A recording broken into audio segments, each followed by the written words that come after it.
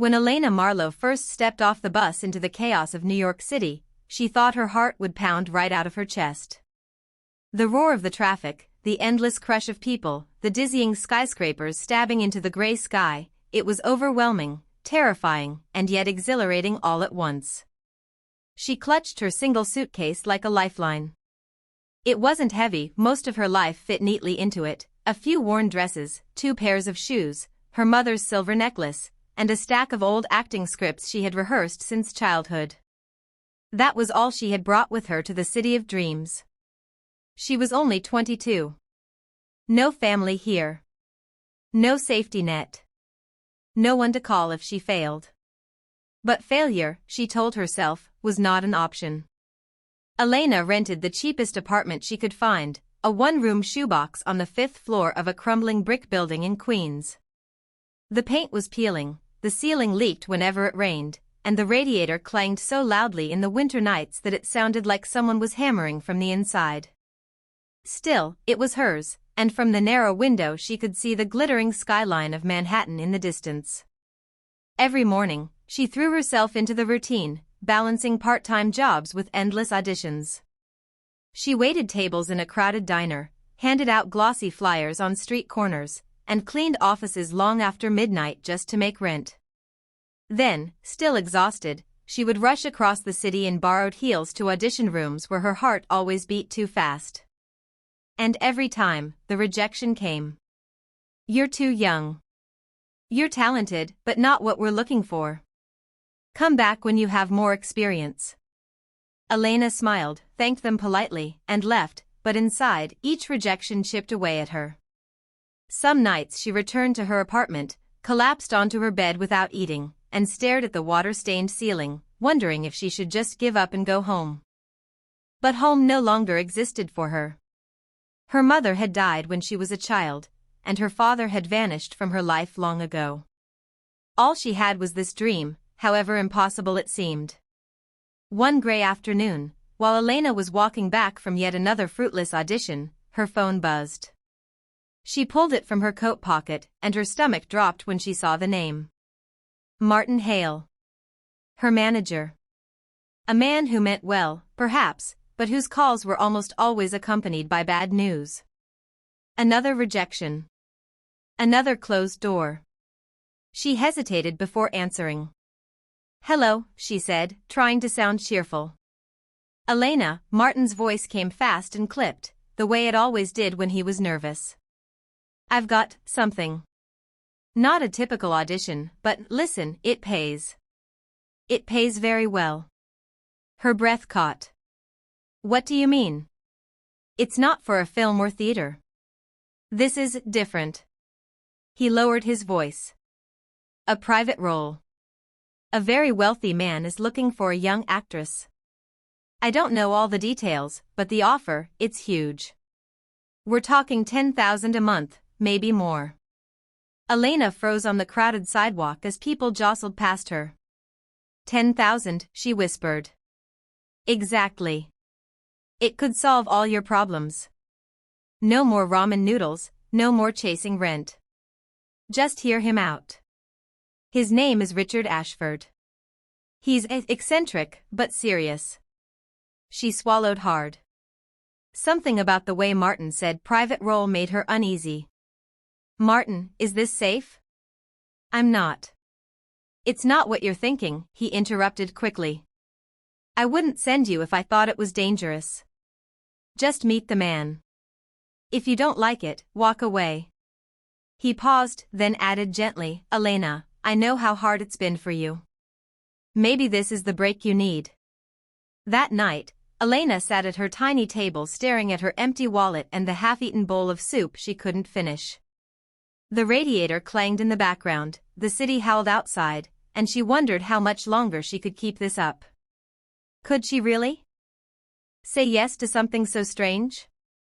By morning, she had her answer. The following evening, Elena stood before a towering set of wrought iron gates, her fingers trembling as she pressed the buzzer. The intercom crackled, and a low male voice answered. "Miss Marlowe?"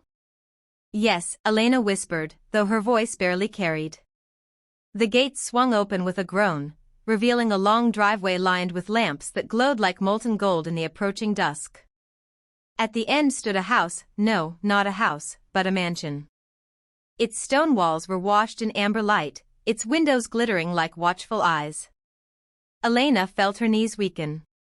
She had grown up in small apartments, in cramped rooms that smelled of dust and laundry soap. She had never seen wealth like this outside of movies. She walked slowly up the path, clutching her handbag to her chest, as though it could protect her from whatever waited inside. A tall man in a black suit opened the heavy oak door before she even had the chance to knock. His face was impassive, his eyes hidden behind sharp glasses. Without a word, he ushered her into the grand hall. Elena gasped. The floor beneath her feet was polished marble, smooth as still water. Crystal chandeliers hung from ceilings so high they seemed to brush the heavens.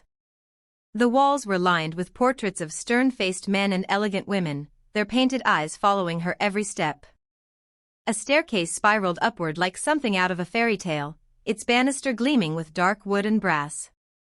"This way," the suited man said curtly, leading her into a sitting room. It was there that she first saw him. Richard Ashford.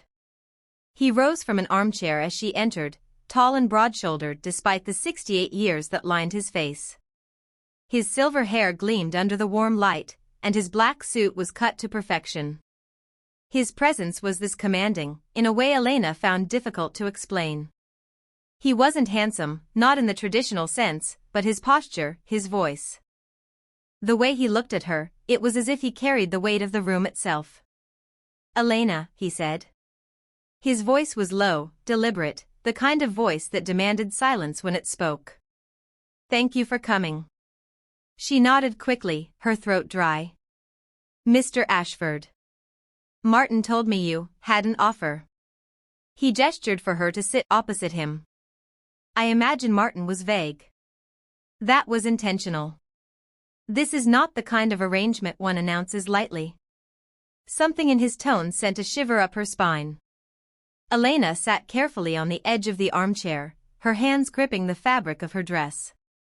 Richard studied her for a long moment, his sharp eyes sweeping across her face, her posture, her silence. Then he said, "I will be direct. I am not looking for an actress for a role on stage or screen. I am looking for a wife." The words struck Elena like a slap. She blinked, certain she had misheard. A wife?" "Yes," Richard replied calmly. "A wife." Her mouth opened, then closed again. She could only stare. "I do not seek romance," he continued, as if explaining a business deal. "I do not seek passion or even companionship in the traditional sense. What I require is a presence. A young, beautiful, quiet wife. Someone who can attend social gatherings at my side, smile politely when required, and never meddle in matters that do not concern her. Nothing more, nothing less." Elena's pulse quickened. "Why me?" "Because Martin recommended you," Richard said simply. "He assured me you are disciplined, presentable, and capable of discretion. Those qualities are more valuable to me than you may realize." She swallowed hard. "And what would I gain from this?" Richard leaned back in his chair, folding his hands. $10,000. Every month. In addition, you will reside here, in this house. You will have access to anything you wish, dresses, jewelry, travel, luxury. Your life will be without financial burden. All I ask in return is that you abide by my rules." Her head spun. $10,000. Every month. It was more than she had ever dreamed of earning, more than her entire yearly income from waitressing and cleaning combined. "What rules?" she whispered. He held up one finger. "You do not question me. About business, about my past, about anything I do not offer freely. Your role is presence, not inquiry." A second finger. "At social gatherings, you present yourself as a content and devoted wife.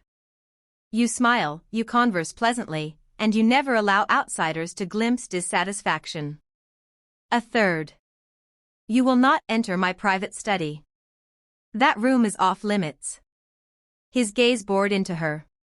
Can you follow these rules? Elena's mouth had gone dry. Every instinct told her this was madness. Who offered marriage like a contract? Who treated love like a business transaction? And yet, the number echoed in her skull, 10,000, 10,000, 10,000. Richard's expression softened, almost imperceptibly. I will give you one night to decide. Tomorrow, you may return with your answer. If you accept, the marriage will be arranged quickly. If you decline, he spread his hands. We part ways, and nothing more is said.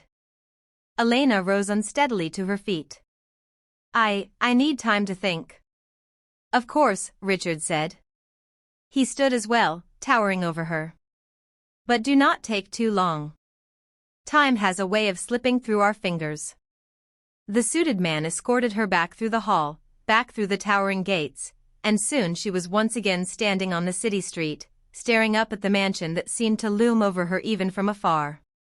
She walked back to her apartment in silence, her mind racing. Marriage. Not love, not art, not even acting, a contract.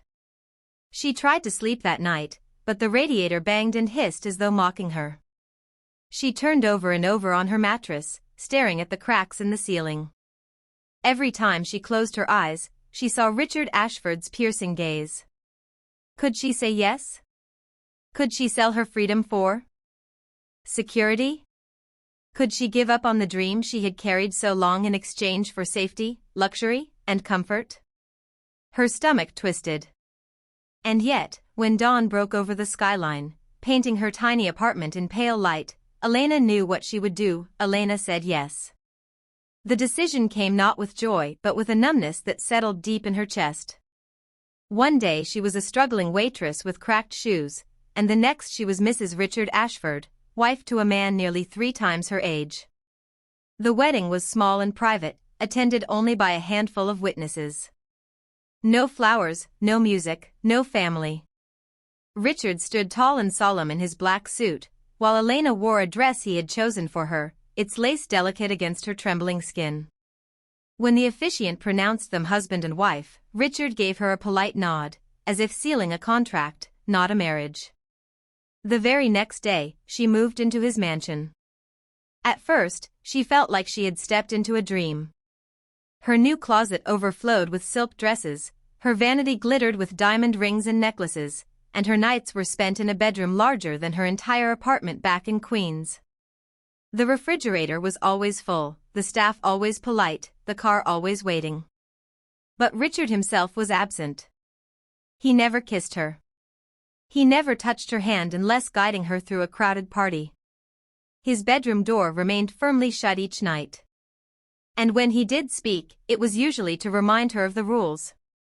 Smile more tonight, Elena. Do not ask questions. Stay out of the study.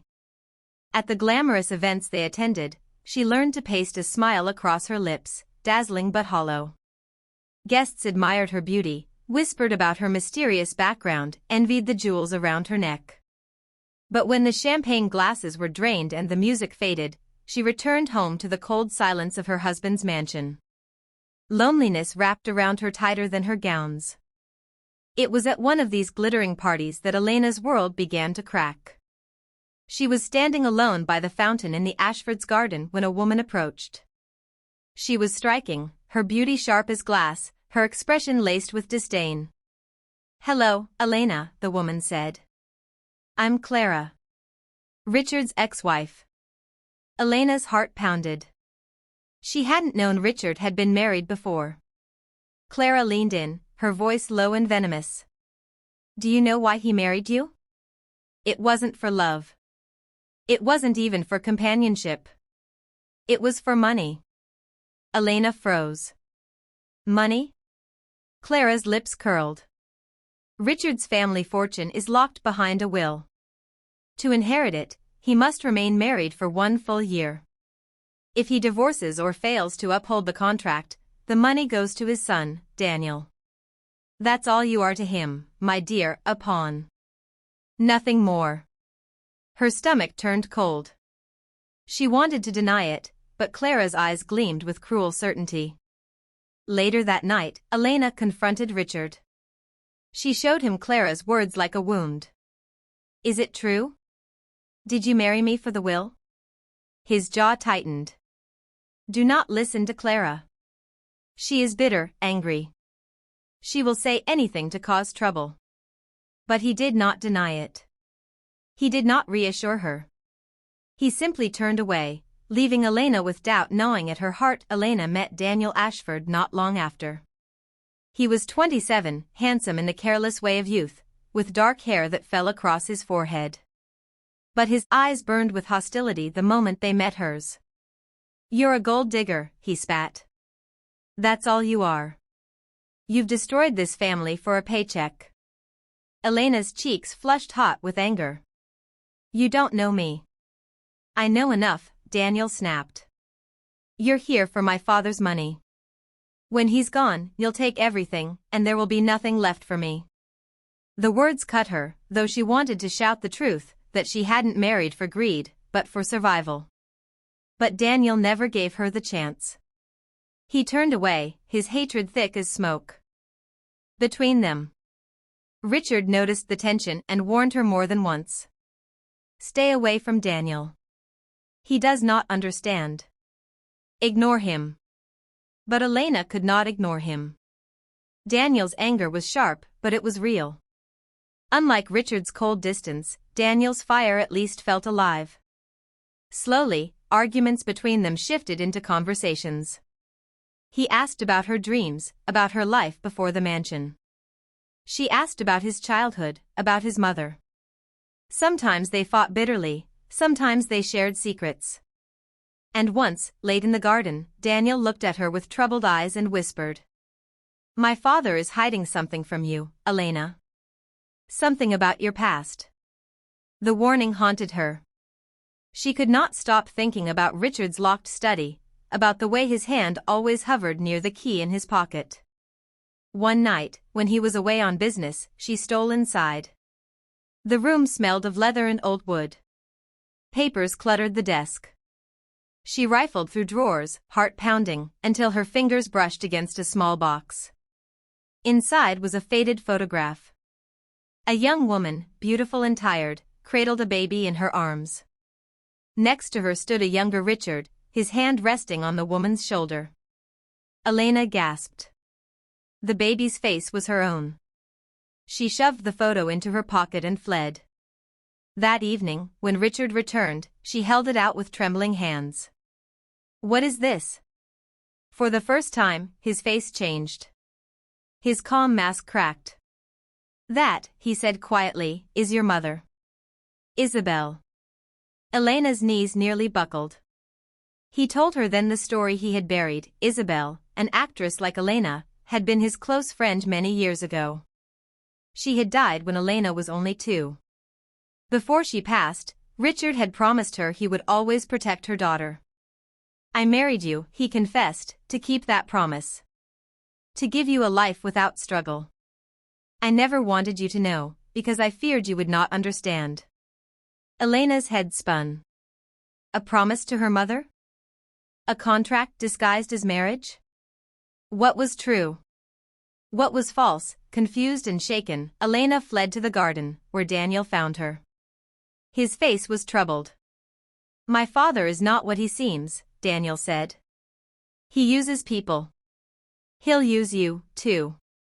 Leave him, Elena. Take nothing.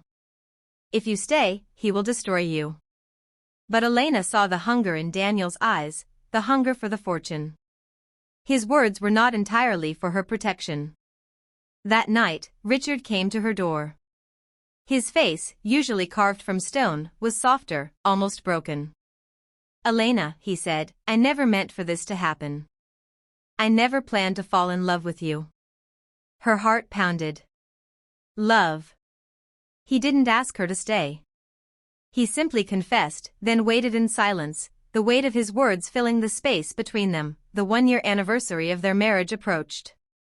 Clara's warnings about the will haunted Elena, as did Daniel's bitter accusations. But in her hand she held the marriage contract, cold, lifeless paper that had defined their union. She went to Richard's house one final time. He was waiting in the fire-lit room. Without speaking, Elena tossed the contract into the flames. She watched as the paper curled, blackened, and vanished into ash. "If I stay," she whispered, "it will not be for the money. It will be for something real." Richard's eyes shone. He tore his own copy of the contract into pieces, letting them fall like snow between them. Then he took her hand, warm, steady, human. That day, everything changed. Daniel continued to curse her, Clara continued to spread venom, but Elena no longer cared. She had chosen her path. She had chosen love. Soon after, she landed her first film role, a small part, but hers alone, one with her own talent. For the first time, she no longer needed money to feel safe. She no longer needed to cling to dreams of escape. She had a husband who loved her, a dream finally within reach, and a heart no longer chained by fear. True happiness, Elena realized, had never been about money or power. It had always been about love, the only currency that never ran dry.